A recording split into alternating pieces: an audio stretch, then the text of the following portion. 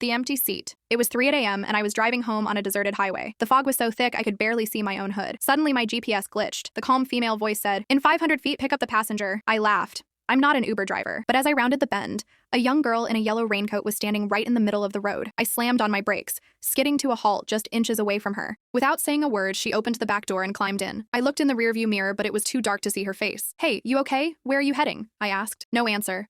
Just a heavy rhythmic breathing that made the hair on my neck stand up. I started driving again, but the car felt heavier, like there were 3 people in the back instead of 1. Then, the unbuckled seatbelt chime started dinging repeatedly. I glanced at the passenger seat. Nothing. I looked in the rearview mirror again and my heart stopped. The back seat was completely empty. No girl in a yellow raincoat.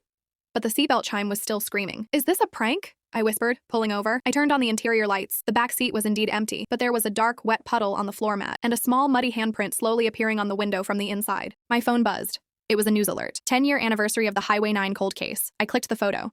It was the girl in the yellow raincoat. The caption read, "Body never found, but witnesses reported a black sedan fleeing the scene." I looked at my own hands on the steering wheel, then at the registration on my dashboard. I've owned this car for 10 years. I didn't find a passenger tonight. I finally remembered where I hid her.